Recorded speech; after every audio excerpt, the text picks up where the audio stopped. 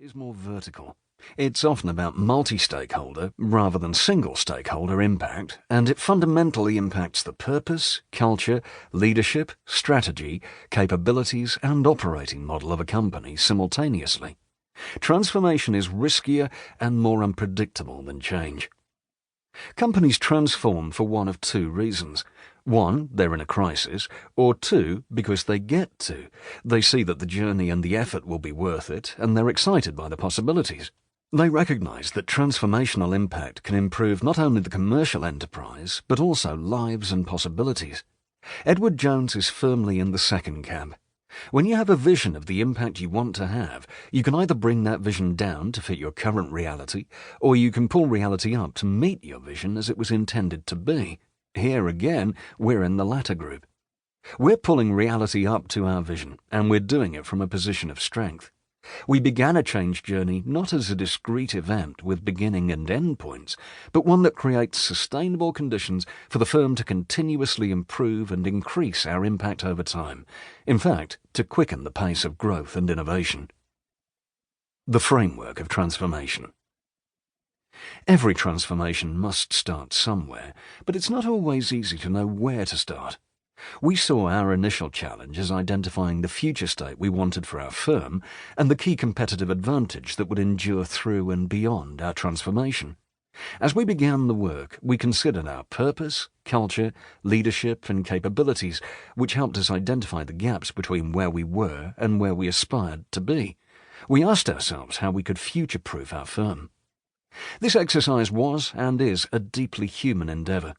We were considering the transformation of a beloved and impactful enterprise, one that tens of thousands of associates and millions of clients take very personally. Our mindset, our relationships, and the ways in which we collectively agreed to lead into the future became fundamental to the work we were doing. I believed strongly, and still do, that having a strong organizational purpose is the key to unlocking that organization's human potential. It provides a framework that everything else can be built upon. A worthy purpose unleashes the human spirit. It galvanizes people, and that's critically important because the how of transforming from one thing to something else is hard.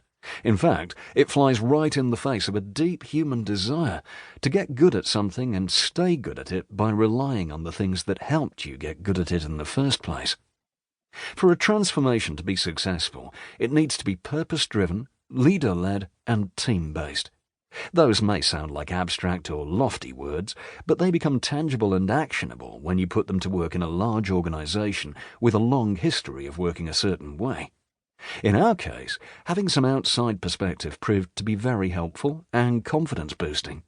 We began working with Richard Hawkes and his team at Growth River to help us clarify the approach we wanted to align around in our multi-year journey.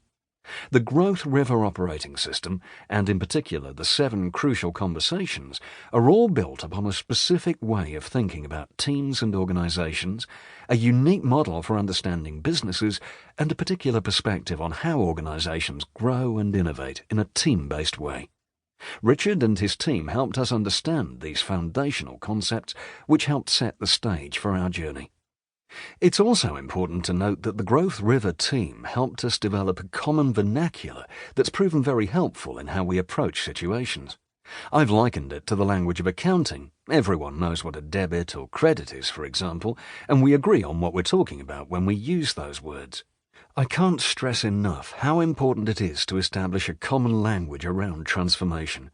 It makes it easier for us to have meaningful conversations and ensure that we consistently understand each other.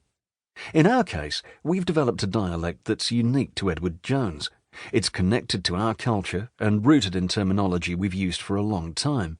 We have added a language associated with a common understanding of how a high-performing team works in concert.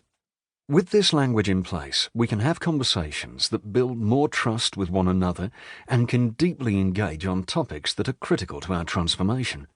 The language and behaviors of a high-performing team are not intended to make things easy. They exist to make challenging work more productive while unleashing the spirit of the terrifically talented people you have on your team. Richard's team helped us recognize the importance and power of our language and helped us establish a baseline for it. From there, it has become uniquely ours. An organization